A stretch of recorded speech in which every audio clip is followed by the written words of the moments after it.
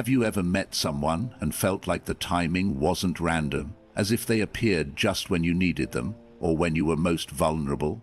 Carl Jung believed such encounters aren't accidents. They are orchestrated by the unconscious, revealing something about your inner world that words alone cannot. This is the law of resonance. You don't attract what you want, you attract who you are. Your wounds, longings, hidden fears, and silent hopes. Every emotionally significant person you meet mirrors something within you. That's why certain relationships feel fated. It's not magic, it's psychological alignment. From a Stoic lens, the key isn't to resist or overly romanticize these connections, it's to observe them. When someone triggers, captivates, or challenges you, ask, what is this relationship teaching me about myself? Because every connection, especially romantic ones, is not just about love. It's about insight. It's about growth. This video explores 13 ways relationships act as mirrors, guiding you toward clarity, healing, and a deeper understanding of yourself. Not every meeting is meant to last, but every one is meant to teach. Until you make the unconscious conscious, it will direct your life, and you will call it fate. Carl Jung. You don't just meet people, you meet reflections. The law of resonance says you attract people who match your inner frequency, your emotional wounds, unresolved stories, even the parts of yourself you've buried. That's why some connections feel magnetic, intense, or strangely familiar. They're not about coincidence, they're about compatibility between unconscious patterns. Carl Jung taught that the psyche seeks integration. When parts of us are unhealed, like fear of abandonment, the need for validation, or repressed desires, life presents us with people who trigger those exact wounds, not to punish us, but to help us see them. That's why certain relationships feel like déjà vu, why we fall for similar types, why pain repeats. It's not bad luck, the unconscious saying, you're ready to face this now. From a Stoic perspective, don't waste energy blaming others or labeling people toxic too quickly. Instead ask, why did I attract this? What part of me needed this lesson? Stoicism teaches radical responsibility. You can't control who enters your life, but can control how you grow from it. In love, this changes everything. It means the people who make you feel the most are often sent to help you heal, even if it doesn't look like it at first. People come into your life not by chance, but by the vibration you carry. Anonymous. The people who appear carry meaning, even if you don't see it yet. A wrong number, a glance across the street, a conversation that seems random but echoes in your mind for days. According to Carl Jung, these aren't coincidences. They're communications from the unconscious, designed to awaken something in you. The right people often appear not when you're ready, but when your psyche is. These chance meetings are often messengers. They might trigger a forgotten dream, reveal a suppressed fear, or nudge you toward growth. You don't recognize them for what they are until later, when you realize how deeply they shifted your path. In love, it's even more powerful. Someone shows up just as you break, heal, or doubt your worth. They may not stay forever, but their presence changes something in you, because your unconscious called them in for a reason. The Stoics teach us not to label things as good or bad, but to see them as tools for growth. Every person you meet is a challenge, a mirror, or a guide. If you approach people this way, not with attachment, but awareness, every relationship becomes a form of self-education. So the question isn't why did I meet them? It's what part of me was asking for them. There are no accidental meetings between souls. Sheila Burke. When someone bothers you, it's rarely about them. You meet someone, and for some reason, they irritate you. Quickly, intensely, and without a clear explanation.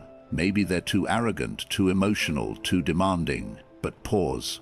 Ask yourself, why does this get under my skin? because often what you reject in others is what you've rejected in yourself. Carl Jung called this the shadow, the parts of you that you've suppressed or denied. When someone activates strong emotions in you, they often reflect the exact qualities you're afraid to face. Their selfishness mirrors your hidden desire to put yourself first. Their chaos touches the part of you that craves freedom. Their confidence confronts your insecurity. This is why some relationships feel triggering. They are unconscious confrontations with yourself. The Stoic response? Take ownership. Instead of blaming or avoiding, ask, what part of me is being challenged here? Use the discomfort as a tool. The more reactive you feel, the deeper the shadow being exposed. In love, this awareness is vital. If someone sparks jealousy, anger, or over-attachment, don't assume it's because they're wrong for you. They may be showing you where your healing still needs to happen. Not everyone who triggers you is toxic. Some are teachers in disguise. Everything that irritates us about others can lead us to an understanding of ourselves. Carl Jung. Thus, when someone very different from you feels unexplainably right, you're logical, they're intuitive. You plan, they act on impulse. You're reserved, they're expressive. And yet you feel drawn to them, not despite the differences, but because of them. This isn't random attraction, it's psychological balancing. Carl Jung believed that we are drawn to those with the qualities we've disowned. This is the principle of compensation. Our psyche seeks wholeness by reaching for what's missing. When we encounter someone radically different, it's not just romantic chemistry, it's a subconscious invitation to grow. These people bring friction, yes, but also alchemy. They awaken dormant parts of you, your spontaneity, vulnerability, creativity, or power. The tension between opposites isn't dysfunction, it's a call to integration. From a Stoic lens, difference is not threat, it's opportunity. A Stoic doesn't try to change others to become like them. They accept contrast as part of nature's wisdom. In love, this means embracing the person not just for what they give you, but for how they stretch you. So before you label someone too different, ask, what part of me are they here to awaken? That's not incompatibility. It might be the beginning of inner expansion. We are not attracted to perfection. We are attracted to what is missing in us. Anonymous. When it feels meant to be, might be a mirror, not a match. You meet someone and instantly feel they're the one. It's electric. It feels destined. But is it love, or is it projection? Carl Jung warned of the danger of projection, especially in romantic relationships. When we carry unmet needs or unhealed wounds, we often project idealized qualities onto others, seeing not who they are, but what we long for. We don't fall in love with the person, we fall in love with the role they unconsciously play. You think they'll save you, complete you, heal your pain, but often, they just mirror something inside you waiting to be addressed. That's why Stoicism teaches clarity before attachment. The Stoic doesn't rush to call something fate. They pause, they examine. They ask, am I seeing clearly or emotionally projecting? So how do you know if it's projection or intuition? Projection feels intense, urgent, dramatic. It demands. Intuition is quiet, grounded and peaceful. It doesn't rush or cling, it simply knows. If you're constantly swinging between idealizing and doubting someone, it's likely projection. But if you feel calm presence, alignment, and steady resonance, it's likely intuition. In love, the goal isn't to chase the fantasy, it's to see the truth and build from there. Am I in love with them, or with what they make me feel about myself? Anonymous. When you keep attracting the same pain in a new face, you say, this one feels different. But weeks or months in, the cycle repeats. Emotionally unavailable, dismissive, chaotic. You try harder, they pull away. The faces change, but the wound stays the same. Carl Jung would say this is no coincidence. It's the repetition compulsion of the unconscious. When you haven't healed a past emotional wound, abandonment, betrayal, rejection, you unconsciously attract partners who mirror the original injury, not to punish you, but to give you another chance to respond differently. It's not about them, it's about what they awaken in you. The Stoics teach, don't blame the world, study your patterns. If you continue falling into the same emotional traps, ask, what am I still trying to resolve? That reflection turns pain into power. In love, this is your greatest opportunity. When you recognize the pattern, you reclaim the choice. You can pause. You can set a boundary. You can say, not this time. Breaking the pattern doesn't start with finding a better person. It starts with becoming a better protector of your peace. Until you heal it, your unconscious will keep choosing it. Carl Jung. Paraphrased. Not every love is here to complete you. Some come to reflect you. You meet someone, and for the first time, you don't feel like you have to earn their affection. You don't have to perform. You don't shrink. Their presence doesn't overwhelm you. It reminds you of who you already are. Carl Jung believed that some relationships activate the healing archetype. People who don't arrive to fill your void, but to remind you you were never broken. They don't try to change you, they reflect your worth to you. They make space, not pressure. And in that space, you return to your center. This kind of love is quiet, steady, restorative. It doesn't burn with urgency, it grounds you with presence. The Stoics call this freedom within connection. A true bond doesn't enslave, it liberates. The right person doesn't make you lose yourself, they mirror the parts you forgot were there. When you meet someone like this, hold them with gratitude, but not grasping. Healing love doesn't depend on permanence. Sometimes even temporary presence can shift something permanent inside you. Let that be enough. Some souls don't come to love you, they come to show you how to love yourself. They are young, yellow, and green. The original, held a jolly, guiding song, 1700. When you're not just falling for a person, but for a role. You meet someone, and it's intense from the start. They awaken something deep, primal, or heroic in you. You feel like the protector, healer, rebel, or someone finally understands your unspoken dreams. The relationship burns fast, feels fated, and yet it's complicated. Carl Jung believed we each carry archetypes, universal characters like the hero, the savior, the muse. When we fall in love, we don't always fall for the person. We fall for the archetype they awaken in us. They become a symbol of healing, of rebellion, of validation. And that's why these relationships often feel larger than life, but also why they're hard to sustain. You might not be in love with them, you might love what they represent, a piece of your soul trying to come alive. From a Stoic lens, this is where detachment is wisdom. Before surrendering to the intensity, ask, am I loving them or the story I'm building around them? Not every powerful connection is meant to last, but everyone can help you meet a deeper part of yourself if you stay conscious of what's really being activated. We fall in love with people who awaken something eternal in us. Anonymous. When love ends so you can begin again. Some relationships don't fade gently, they crash. They shake you to the core, and as painful as it is, you know deep down it had to happen. Because the version of you that entered that love couldn't continue as it was. Carl Jung believed that relationships often come to expose our illusions, not preserve our comfort. A partner might reflect your dependence, your need for validation, your idealized version of love. And when the truth comes crashing down, it feels like a collapse, but it's a correction.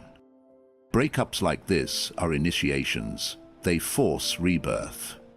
You grieve not just the person, but your identity with them. And in the ashes of that loss, you find something unshakable, your real self. Stoicism calls this amor fati, love of fate. You don't resist the pain, you honor it, because it came not to destroy you, but to reveal you. Some love is meant to awaken, not accompany, and some endings are the beginning of your return to truth. The wound is the place where the light enters you. Rumi. When someone walks in, changes everything, and walks out, they weren't meant to stay. Maybe you both knew that, but their presence left a permanent mark. They didn't complete your story, but they rewrote a chapter, and for that they'll always matter. Carl Jung believed that every person who enters your life is a messenger. Some come for years, others only for days, but each carries a purpose. Not every love is a forever love. Some are awakening loves, the ones that shake you awake, make you feel again, remind you of what's real. We often confuse longevity with meaning, but a connection that only lasts a season can still change your direction for life. It's not always about how long someone stays. It's about who you became because they came at all. From a Stoic perspective, the wise don't cling. They accept the flow of life with gratitude, not resistance. When someone teaches you something vital and leaves, the Stoic doesn't mourn the loss. They honor the lesson. So if someone changed you, be thankful, not because they stayed, but because they helped you become who you were always meant to be. Some people come into your life as blessings, others come as lessons, a few come as both. Anonymous. When letting go isn't weakness, but wisdom. They hurt you, maybe they left, maybe they stayed, but slowly broke you down. You've replayed the conversations, the choices, the silence, and part of you still wants closure, justice, or just an apology that may never come. But Carl Jung taught that true healing doesn't come from others. It comes from integrating the experience into your growth. Forgiveness isn't approval. It's the decision to stop letting the past own your energy. It's not about forgetting. It's about remembering without attachment. Gratitude feels even harder. How can you be thankful for someone who caused you pain? Because without that pain, you might not have awakened.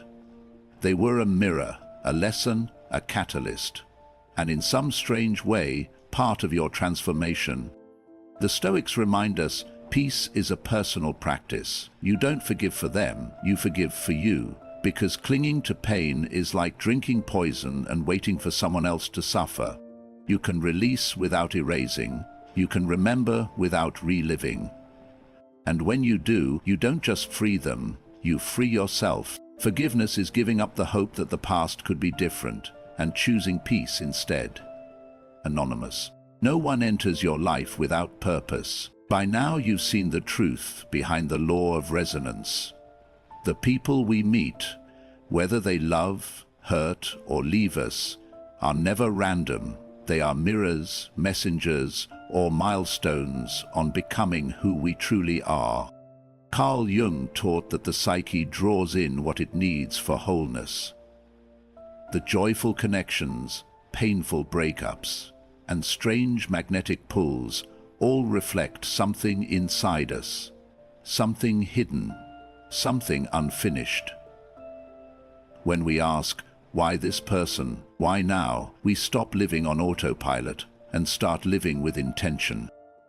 The Stoics would call this amor fati, to love your fate, not just to accept what happens, but to use it, to meet every person not with resistance or idealism, but with the calm awareness, this too is part of my growth. In love, friendship, and loss, every encounter becomes a teacher. Not all will stay. Not all are safe, but all are significant. So, don't just fall in love. Grow in it, learn from it, heal through it, and remember, the relationship you have with others is always pointing you back to the one you have with yourself. Every soul you meet opens a doorway into your own. Anonymous. You started this video thinking you were just unlucky in love, but now you realize the people who enter your life are not random, they're messengers. Some arrive to love you, others to break you. But all of them, they arrive to mirror the parts of you that still need healing. What you attract is not based on what you say you want. It's based on what your soul believes it's worthy of. So if you want different energy, you must become different energy. Your value has never depended on someone staying. It depends on your ability to learn from who left. If this resonated with you, like the video, subscribe, and drop a comment. My energy chooses who stays in my life. You don't need closure, you need clarity. And clarity doesn't wait. It creates.